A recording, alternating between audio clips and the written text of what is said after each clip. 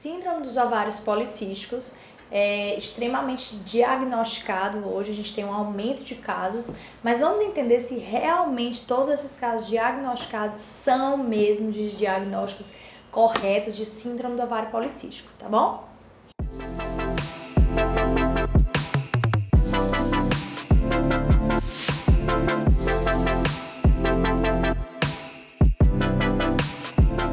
A síndrome do ovário policístico é uma doença que acomete aproximadamente 10% das mulheres.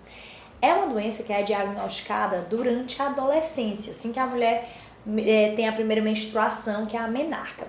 E aí, por isso, infelizmente, muitos casos estão sendo diagnosticados sem ter realmente os critérios para diagnóstico. Então vamos entender o que compõe essa síndrome. Então a síndrome do ovário policístico significa que a mulher tem um aumento da produção de androgênios. O que é um androgênio? É um hormônio masculino lá no ovário. Então ela tem um aumento da produção desses androgênios que pode levar a vários sintomas. Um deles é acne, outro é excesso de pelo, tá? Então pelo em locais que normalmente os homens teriam os pelos, a irregularidade menstrual, alterações da menstruação ou até ausência de menstruação e os cistos no ovário por conta dessa alteração hormonal.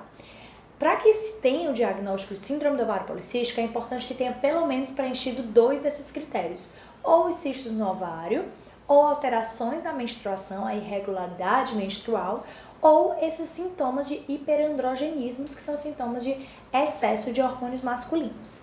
Muitas mulheres dizem ter síndrome do ovário policístico só porque fazem um ultrassom e apresentam cistos no ovário. Outras têm uma menstruação que é irregular e já se fala de síndrome do ovário policístico. Infelizmente, o que acontece? Quando a menina tem a primeira menstruação, quando ela começa as suas produções hormonais, é normal que ela inicie os seus primeiros ciclos menstruais totalmente irregulares. Então, assim que a menina tem a primeira menstruação, que é a menarca, dificilmente ela vai ter essa regularidade de menstruar todos os meses. Muitas vezes ela tem uma primeira menstruação, depois a segunda só vem com 3 meses, ou pode acontecer dela ter 2 menstruações no mesmo mês. E nesse período da adolescência, por ter esse boom hormonal, ela tem um aumento da produção hormonal, a pele, os receptores da pele são muito sensíveis. Então, enquanto não tinha nenhum hormônio, estava tudo bem. No momento que começa a ter muito hormônio, a pele começa a explodir de acne. E nesse mesmo período, os ovários que têm ali alterações hormonais, muita produção hormonal, acabam entrando em algumas disfunções e acabam gerando produção de cistos. Então é comum que assim que a menina tem a primeira menstruação, que tudo isso possa acontecer e que não necessariamente ela tenha uma síndrome do ovário policístico. Infelizmente, esse período da adolescência, né, onde a menina entra na menarca, né, tem a primeira menstruação, também é o momento em que essas meninas têm uma vida um pouco mais desregulada. Então essas adolescentes, elas dormem mais tarde, acordam cedo porque precisam ir para a escola, muitas não fazem atividade física, a maioria tem uma alimentação extremamente irregular, muitas chegam nesse período da vida com obesidade ou com sobrepeso. Então tudo isso influencia para que haja uma irregularidade menstrual, para que haja acnes, para que haja toda essa alteração. E uma das características mais importantes da síndrome do ovário policístico, que deveria ser o foco do tratamento da doença, é porque as mulheres que têm síndrome do ovário policístico, elas têm uma resistência à insulina. O que significa isso? O corpo já não consegue receber a insulina tão bem, a célula já não consegue receber a insulina, e aí cria essa resistência à insulina, a insulina fica mais aumentada no sangue, o que favorece também o ganho de peso e a irregularidade menstrual, certo? Então, diante de todos esses sintomas, o que acontece com essas meninas, elas entram logo de cara com os famosos anticoncepcionais hormonais. Então, nesse período, são os remédios que são introduzidos para essas crianças, para esses adolescentes, logo que tem a primeira menstruação, ou a segunda, ou a terceira. Então, logo de cara, anticoncepcional hormonal já é iniciado para tratamento da síndrome do ovário policístico. E lembrando que em nenhum momento eu falei aqui para vocês que a síndrome do ovário policístico ela é causada por deficiência de hormônio anticoncepcional ou deficiência deste remédio. Ela é causada por todas essas alterações que eu falei, por uma irregularidade da produção hormonal.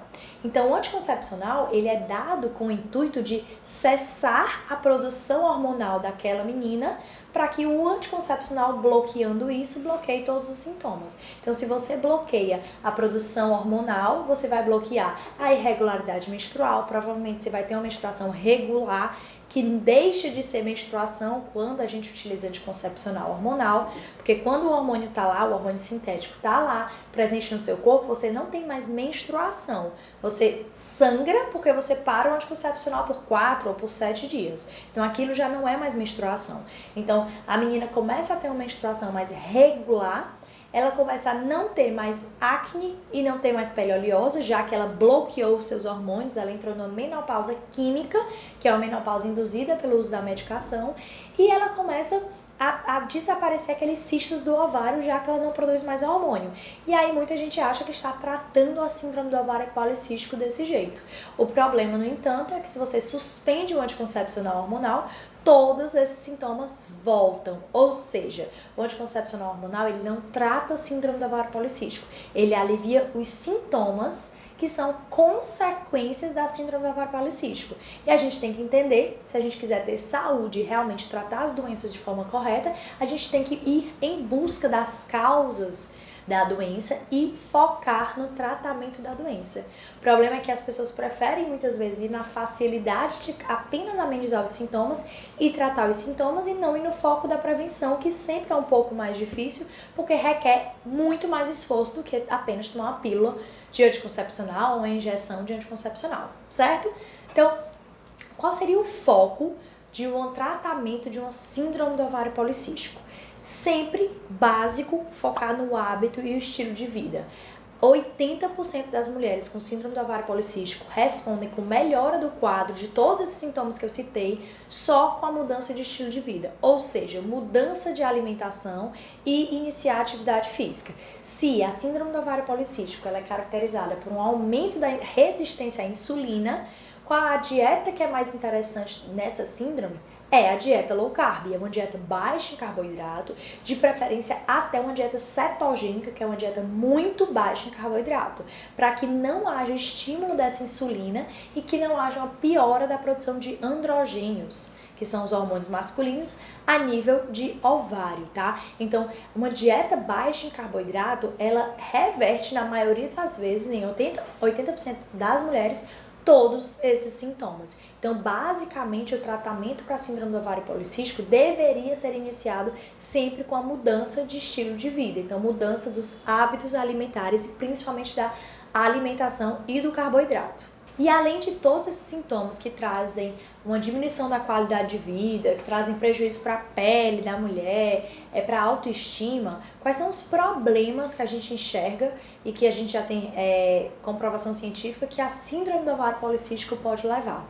Essa doença ela pode levar a diabetes, porque ela já tem uma resistência à insulina, ela aumenta o risco de doenças cardiovasculares, então infarto, AVC, ela tem um alto índice de infertilidade, então são mulheres que têm dificuldade de engravidar, e essas mulheres que engravidam em vigência de síndrome do ovário policístico, elas ainda podem ter uma gravidez um pouco mais complicada, elas têm riscos maiores, tá? E elas ainda passam a genética para o bebê dessa síndrome do ovário policístico. Então, se for uma menina, né, se estiver grávida de uma mulher, o risco dessa criança também desenvolver síndrome do ovário policístico é muito grande, tá? E aí muita gente deve perguntar, e o que é que eu faço então para não ter síndrome do ovário policístico? Existem causas da síndrome do ovário policístico, uma delas é a causa genética, como eu falei para vocês, que a mãe pode passar para o bebê, mas também ela pode ser desenvolvida pela obesidade. Então, a obesidade, que é uma alteração metabólica, pode favorecer a resistência à insulina, a produção de hormônios androgênios lá no ovário e todas essas alterações que são bem características da síndrome do ovário policístico, tá? Então, se o tratamento não é feito com anticoncepcionais hormonais, como é que a gente pode tratar essa síndrome, tá? O básico, como eu citei, é mudança de estilo de vida, um hábito alimentar modificado, uma alimentação sem farináceos, sem farinha branca, sem açúcar, sem bolacha, pão, biscoito, refrigerante, doce. Todos esses carboidratos, principalmente refinados, pioram muito a síndrome do ovário policístico, pioram a irregularidade menstrual, pioram o acne, pioram a obesidade, as manchas escuras que essas pacientes podem ter por conta da resistência à insulina. Então é básico e que responde por 80% de resposta é a mudança dos hábitos alimentares principalmente e também a prática da atividade física, porque a atividade física também melhora a resistência à insulina.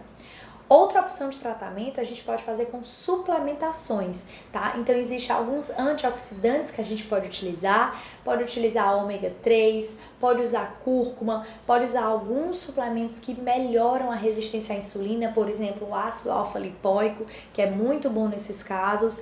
Outros que a gente pode utilizar, que são até bons na questão da fertilidade dessas mulheres com síndrome do ovário policístico, é o milinositol, que hoje a gente tem uma crescente gama de estudos científicos correlacionando o milinositol com a melhora do quadro da síndrome do ovário policístico.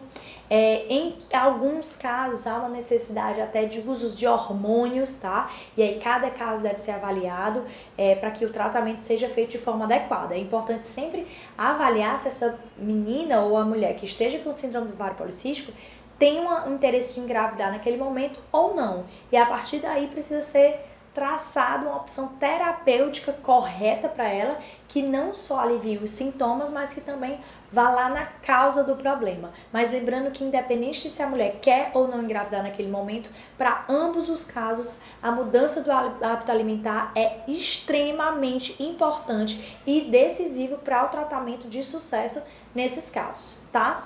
Então, se vocês tiverem essa síndrome do ovário policístico ou conhecerem alguém que tem, fiquem atentos aos sintomas realmente, procurem auxílio médico, procurem se tratar e mudar realmente os hábitos de vida, tá? Então espero que tenham gostado do vídeo, já curte aqui esse vídeo, ativa o sininho para receber a notificação sempre que tiver vídeo novo no canal, se inscreve se ainda não tiver inscrito, tá? E compartilha com todos os amigos, comenta se tiver alguma dúvida, e estamos por aqui, até o próximo vídeo e tchau!